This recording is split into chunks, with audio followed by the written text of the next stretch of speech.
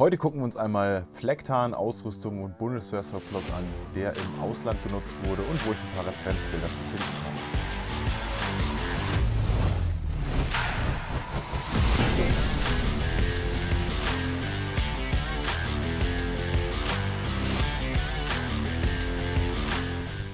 Dann starten wir einmal mit der UÇK, der Befreiungsarmee des Kosovo. Und zwar haben die relativ viel Uniformen ja, aus gemischten Beständen genutzt. Da ist quasi alles vertreten, europäisch, auch international. Und hier zum Beispiel haben wir schon den ersten in einer Flecktarn-Feldbluse, so wie es aussieht. Ist natürlich nicht die beste Auflösung, aber ich sag mal so, primär das, was genutzt wurde, waren in der Regel Feldblusen, Hosen oder auch nochmal ein Parker. Aber auch für die damalige Zeit schon recht interessant, dass dieses Material so schnell dort unten verfügbar war.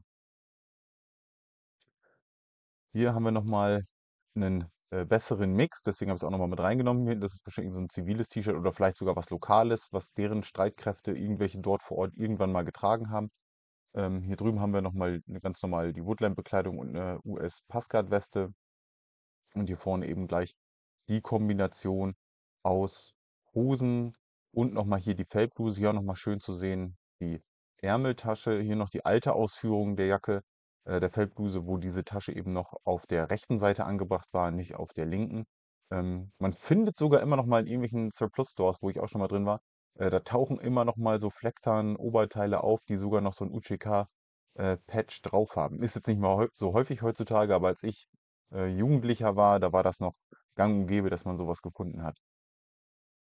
Hier nämlich, um mal diesen schönen Mix zu zeigen, da sehen wir einiges an Ausrüstung getragen wird, ja so eine paramilitärische Einheit, da ist nicht jeder einheitlich ausgerüstet und auch hier, wie wir schon sehen, nicht mal jeder hat ein paar Stiefel oder so.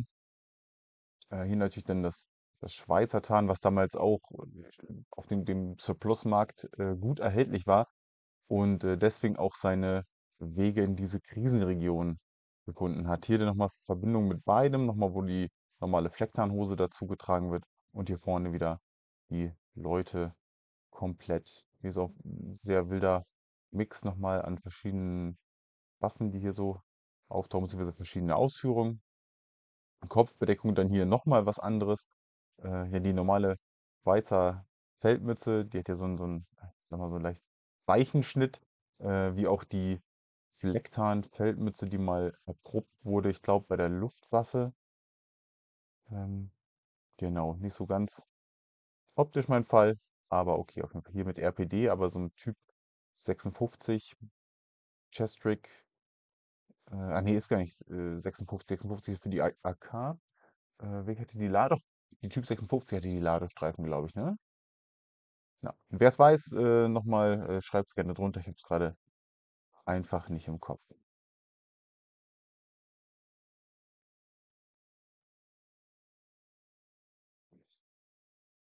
So, hier nochmal die Feldbluse. Hier sehen wir auch nochmal ganz schön, das sind die alten Versionen, auch noch mit den Metallknöpfen. Heutzutage haben hier alle nur noch die Kunststoffknöpfe, wo nur noch das Innere quasi Metallen ist. Das Bild gibt jetzt nicht mehr ganz so viel her. Hier noch so schön so eine Anglerweste. Aber was ich halt so ganz geil fand, ist, dass die Dame hier neben erstmal so 'n ultra gravierten Stock, also Schulterstütze an ihrer AK hat.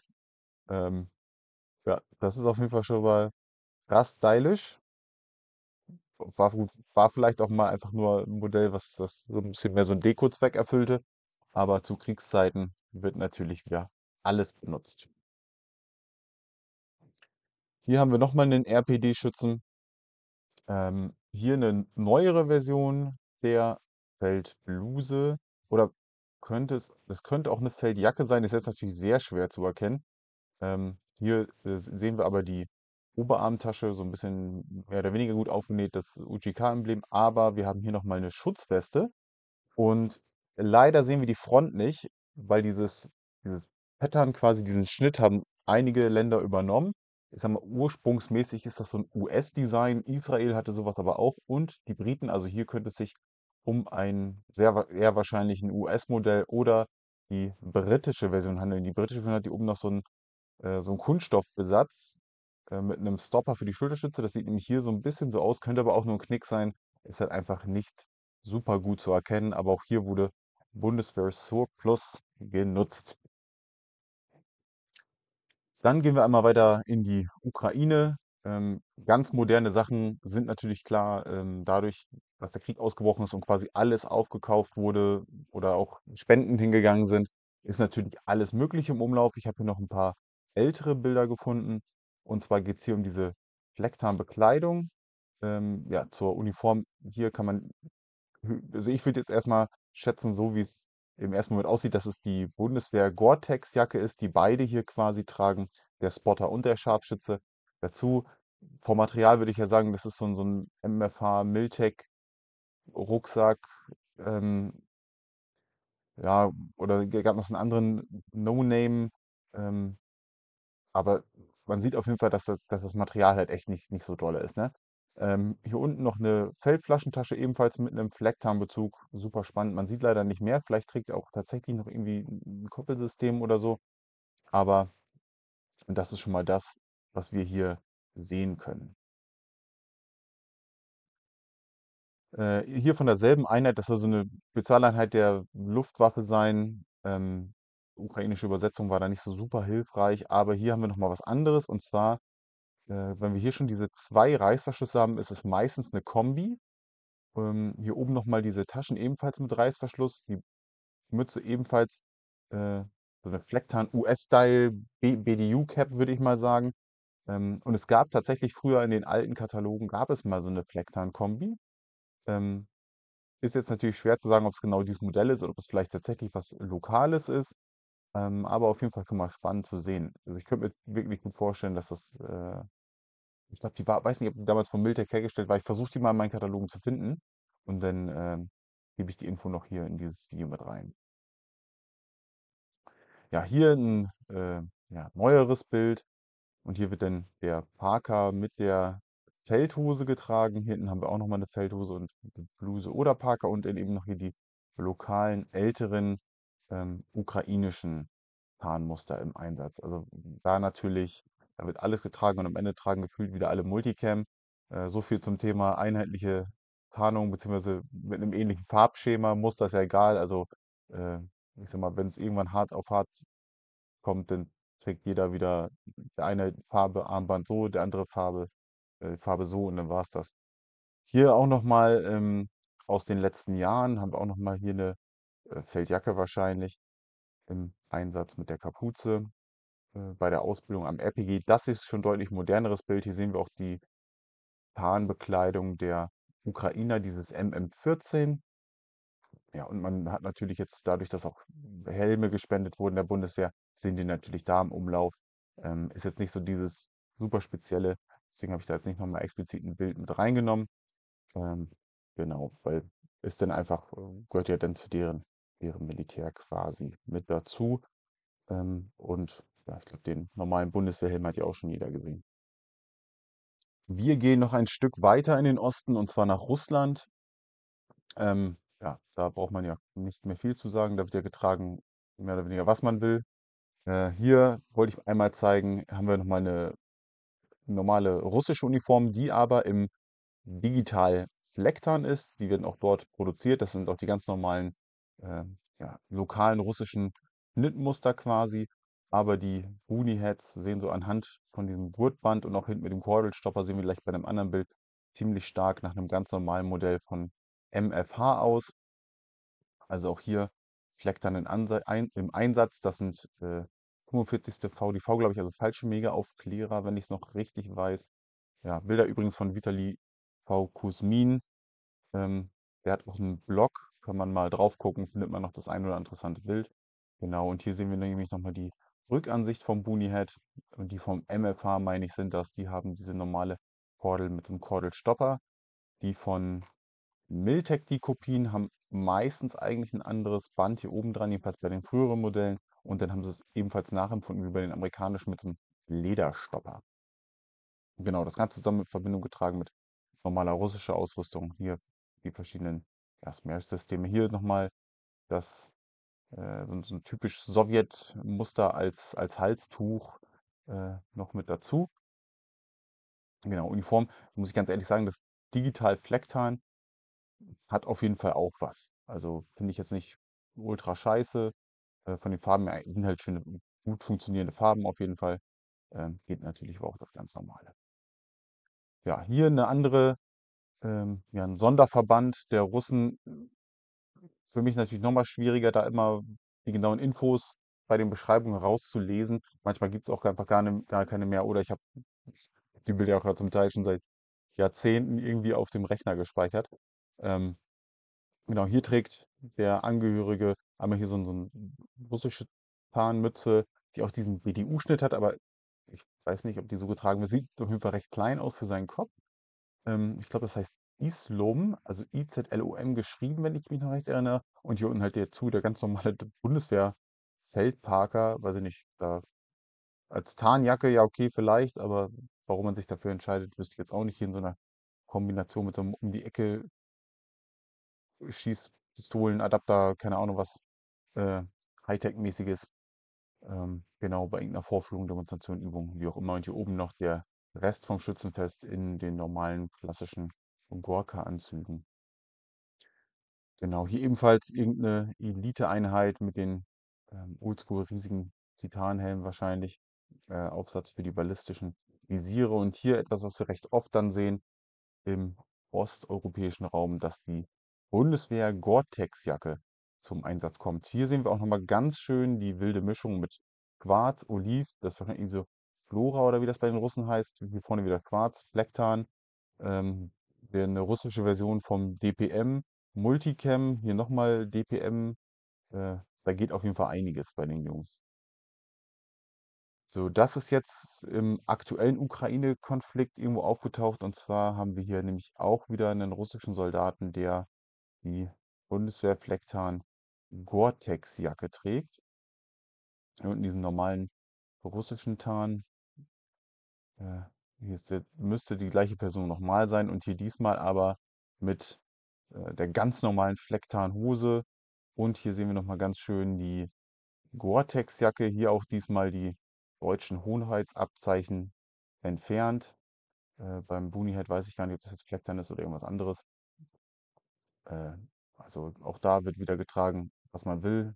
Hier aber zur Freund-Feind-Identifizierung noch das Armband mit Tape oder was auch immer da genutzt wurde. Achso, was hier noch sehr spannend ist, was ich noch zeigen wollte, ist dieser Unterleibsschutz. Das sieht ein bisschen so aus wie die Oberarmprotektoren von der IOTV. Ähm, Ich weiß nicht, ob das ein Umbau ist oder ob mich das täuscht, aber das ist mir vorhin noch mal aufgefallen beim Durchgucken.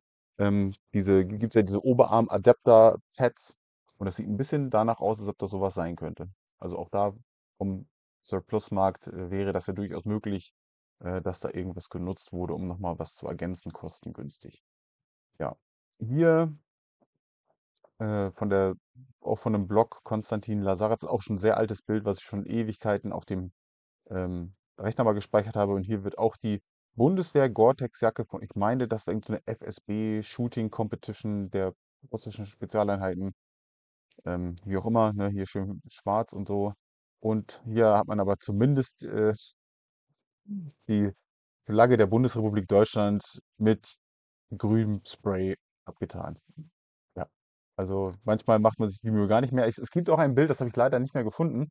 Das ist 2014 auf der Krim entstanden und da hat ein russischer Soldat einfach unten denn das Gold mit einem schwarzen Edding ausgemalt und die Jacke dann so weiterverwendet.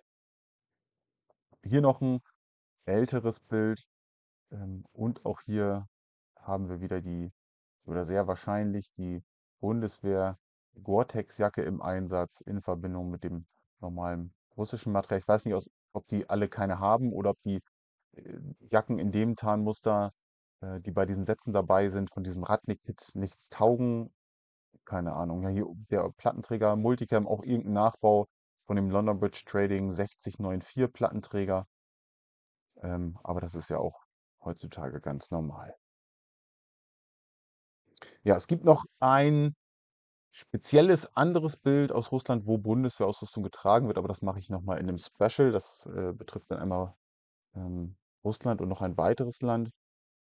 Und da möchte ich aber gerne dann im Detail drauf eingehen. So, dann machen wir die Reise mal wieder zurück. Also wir sind noch immer im Osten, aber diesmal geht es nach Polen und zwar bei der Eliteeinheit Grom. Ist mir aufgefallen, dass der ein oder andere mal den Bundeswehr-Fallschirm Ringerhelm trägt von Schubert, das Modell 828. Und zwar haben wir gleich hier den Soldaten hier vorne, diesmal sehr schön ohne Helmbezug, kann man super gut erkennen. Äh, Das Ding ist, man sieht die immer mal wieder, ob der hier hinten einträgt oder einen RBR. Hier würde ich eher sagen, RBR sieht ein bisschen mehr schwarz aus vom Kinnansatz her, weil da wurde irgendwie ziemlich viel durcheinander getragen. Und ob die an diese Helme gekommen sind, weil sie mit dem KSK in Afghanistan zusammengearbeitet haben oder ob die tatsächlich so bestellt wurden, ist schwer zu sagen. Für mich absolut nicht nachvollziehbar. Habe ich einfach mal mit reingenommen, weil ich sehr spannend fand, dass diese Helme dort wieder auftauchen. Und zwar auch gar nicht mal so selten. Ja, hier drüben haben wir den Helm direkt wieder im Einsatz. Hier sehen wir noch die alten Komponenten oder einen Teil davon von den Eagle-Westen. Hier natürlich auch vom Alice-System so ein Medic Pouch. Hier drüben nämlich auch von diesem Eagle-System das Eagle Industries Load Bearing Pack hier in Oliv. Habe ich in Woodland und Schwarz, ich weiß gar nicht, ich glaube, da habe ich noch gar kein YouTube-Video zu gemacht, ist eigentlich auch gar nicht so viel. Oder habe ich doch, doch, habe ich schon mal gemacht. Und zwar auch mit der Starship Troopers Referenz habe ich das Modell in Schwarz gezeigt.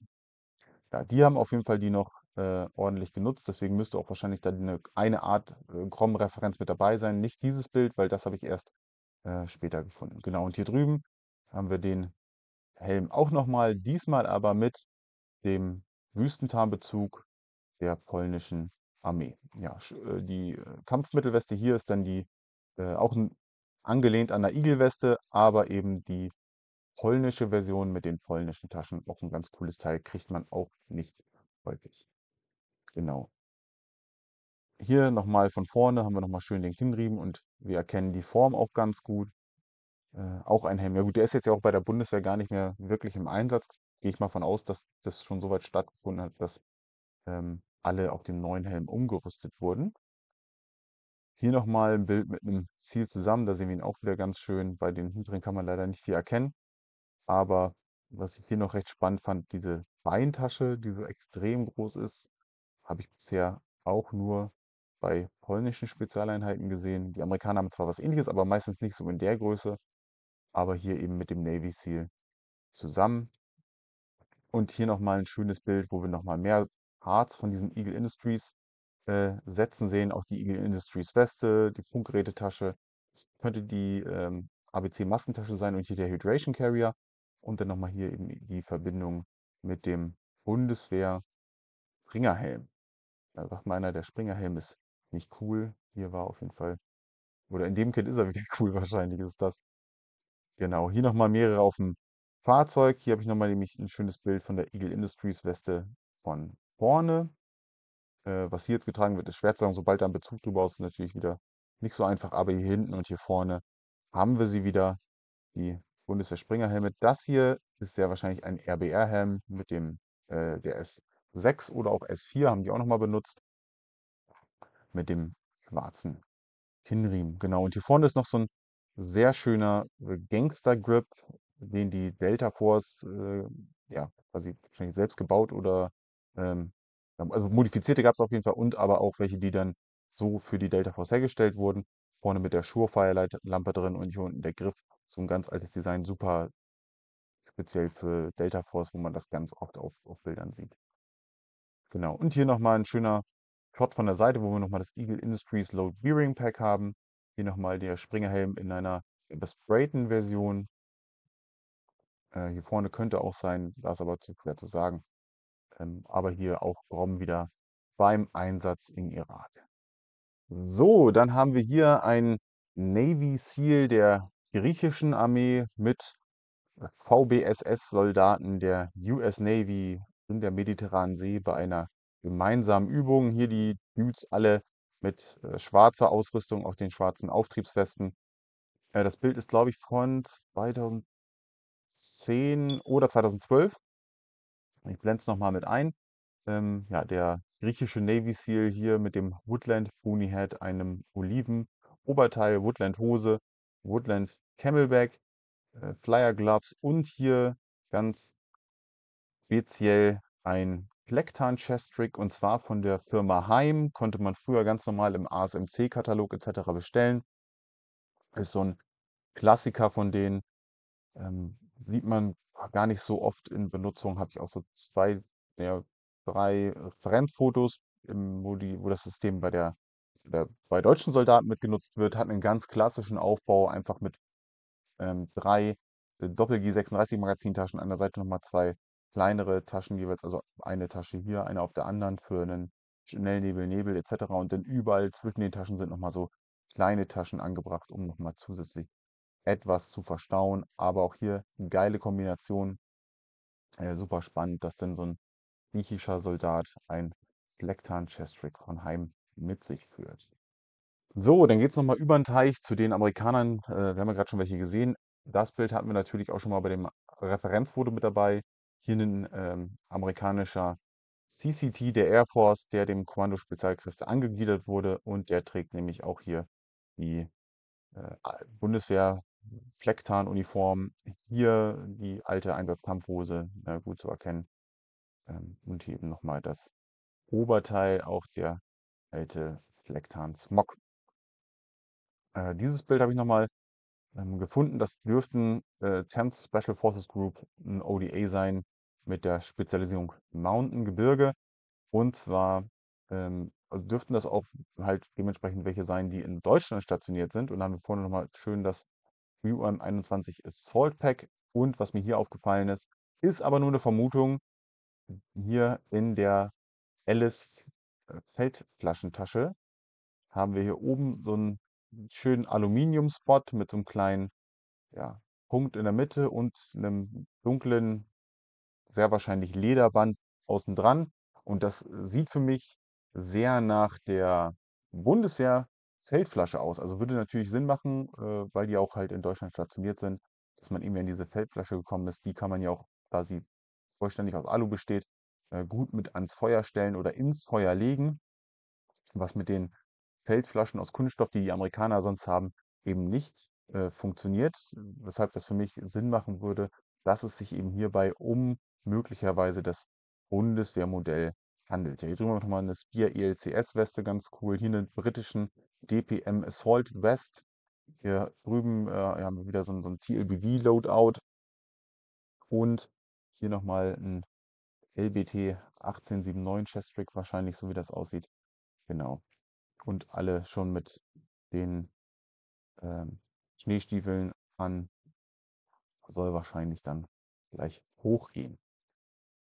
Ja, Bild von 2002, hier haben wir sogar eine super Datierung mit dabei. Genau. So, hier haben wir Soldaten aus Hohenfels, die die Ob vorstellen. Und zwar wird das auch ein Video, was demnächst kommt. Da will ich noch mal ein bisschen die Tarnmuster zeigen, die bei der Ob vor so rumgeistern. Und zwar haben wir hier einen Kameraden, der eine Bundeswehr-Feldmütze zu seinem Op-Vor-Kit mit Woodland und hier so einem LBT Chestrick dürfte das auch sein.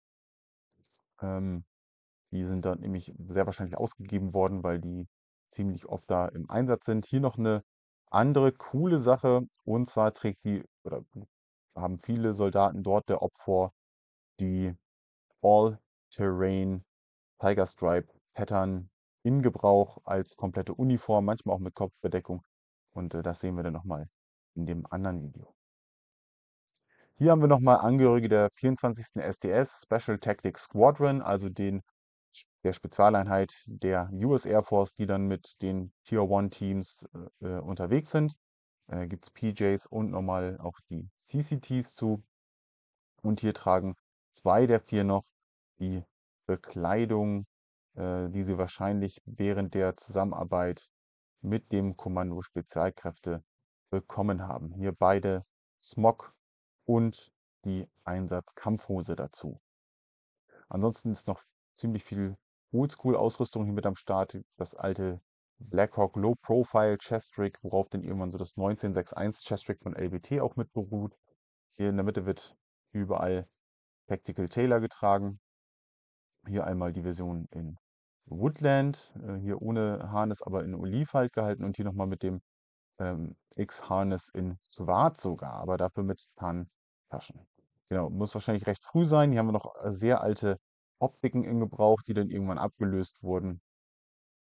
Aber auf jeden Fall ein cooles Bild, dass die Jungs für sich das Tarnmuster noch weitertragen.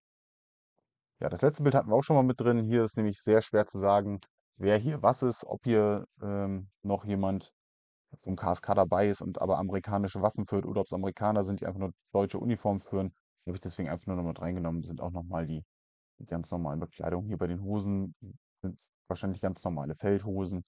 Hier könnte es noch ein Smog sein. Genau. Alle, ja, recht. Achso, Navy Seals habe ich glaube ich schon gesagt. Hier ist wahrscheinlich wieder attached der CCT mit dabei. Genau. In die Details bin ich schon mal eingegangen bei einem KSK-Referenzenvideo, ich glaube beim ersten. Also wer da nochmal ganz genau wissen will, der guckt nochmal da rein. Genau, das war's zu dem Video über die deutsche Surplus-Ausrüstung im Ausland, beziehungsweise andere deutsche Militärausrüstung, die irgendwie ihren Weg auch mal dorthin gefunden hat.